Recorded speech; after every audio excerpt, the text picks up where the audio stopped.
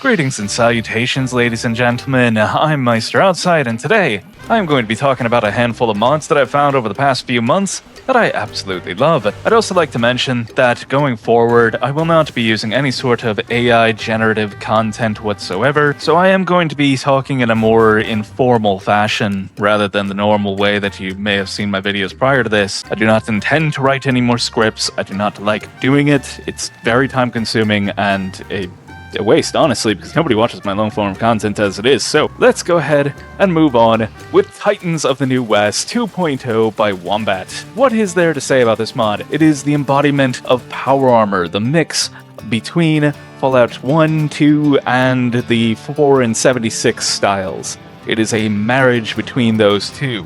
It gives you a nice, lightweight frame that you can carry on your person, but it also looks like a hulking beast, a tank, a full-on mech. The best part about it, though, the thing that really immerses you in the energy of this mod, is the fact that the sound effects and animations are excellent. They are extremely impactful and very grounding. They give you that feeling, the sensation. It is almost tactile, how you become the monster. You feel like you're in it. You're really there, and you're actually the one embodying this iconic appearance.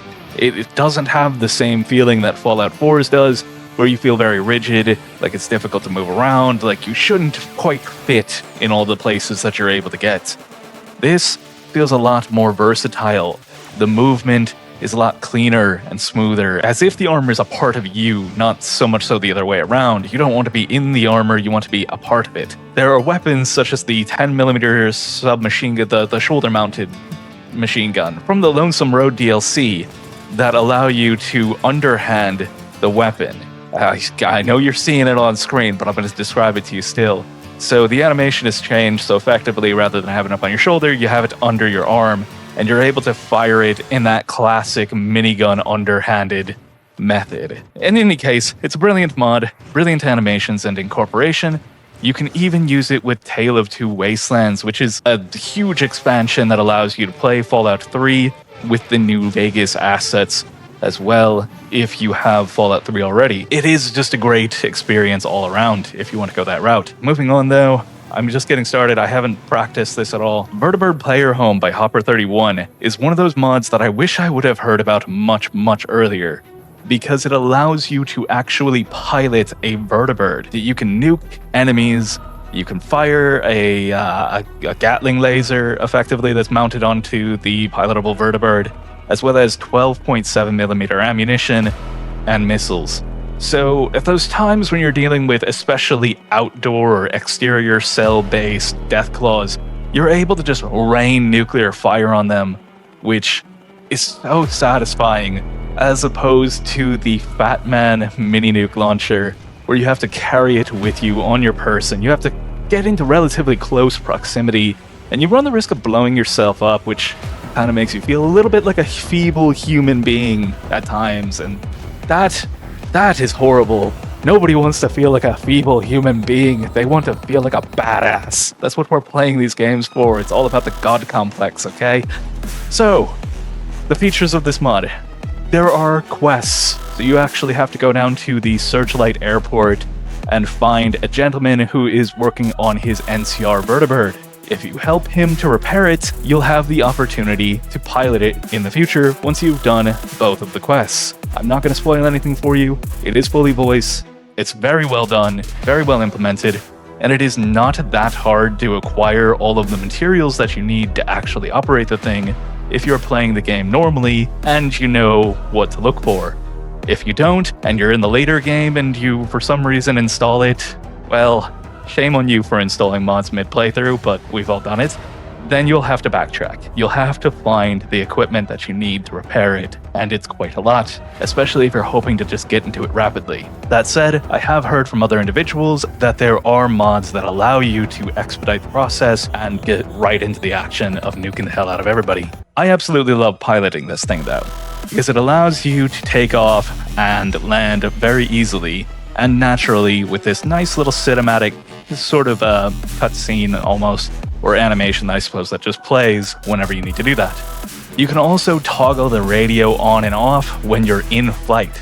I feel like I might be talking a little bit too quickly, but I'm excited. These are great mods. I love them, so I don't really feel too bad about talking a little bit fast. Actually, one more thing about Vertibird Player Home is that it is Tale of Two Wastelands compatible as well. So this, as well as Titans of the New West 2.0, are both Tale of Two Wastelands compatible. As the name suggests, it is a player home. I almost forgot to mention that, but you can actually live inside of it, so you don't have to worry about having an individual location that you go back and forth from, and there is a pull-out cot. I have a cot, actually. It's quite nice. It's not that uncomfortable at all. Let's talk about Standalone Drivable Vehicles 7.11, which is a mod that brings the vehicles from the frontier to Fallout New Vegas. Now, there are a few good things to note on this one. The vehicles are actually very smooth, very drivable, and the landscape has been adjusted ever so slightly to accommodate them, so certain roads have been tweaked and fixed to allow you to traverse them without any sort of interruption. You should have an easy time getting around. The actual physics of the vehicles are very smooth, sort of reminiscent of Sleeping Dogs or even I would say Grand Theft Auto, but I haven't played Grand Theft Auto 5, and I remember the old ones being quite bad, actually. But things like Mafia. But there is one critical issue. It interferes with the functionality of show-off NVSE, which is a core component of a lot of different mods, and without it, things go quite awry at times. If you do not use show-off NVSE though, I don't actually see any reason why you wouldn't have standalone drivable vehicles, unless of course you just don't like vehicles. That's perfectly fine, you do you. But there is a wide assortment available to you, so you can drive things that are relatively slow or fast, depending on how you want to move around the wasteland. There are some that are just absolute putzers. They only move about 10 miles an hour. They're awful things. And some that are like the buggy or the highwaymen that are just absolute race cars. They're jet engines and they just fly around. It's hyperspeed. It's glorious. All right, so I have been talking for about 20 minutes now. Let's go ahead and take a quick gander at B42 bows. This is one of my all-time favorite weapon mods. It is so versatile. It starts off as a basic bow with no sights, just string and wood and arrows. You fire them at things, and those things die. It has simplistic third-person animations that just work, and first-person animations that I actually quite like. They're very snappy. That said, I do think that it benefits from one major attribute. It is completely outlandishly overpowered. You can absolutely decimate anything that you come up against without any issue whatsoever with just arrows. You have such a wide variety of arrows that are easily accessible to you from the gun runners or various vendors, primarily the gun runners though, and they will absolutely wreck anything that you come across. So you have your basic arrows, and then you have your hunting arrows, your AP arrows, and then when you get into the higher threshold of arrows, you have frag, EMP, plasma, fire, and napalm. Now, I think that's all of them. I could be wrong. They're quite versatile. The napalm especially has the ability to cover an area in tons of flames, and it will light enemies on fire, but most importantly, it will send them running.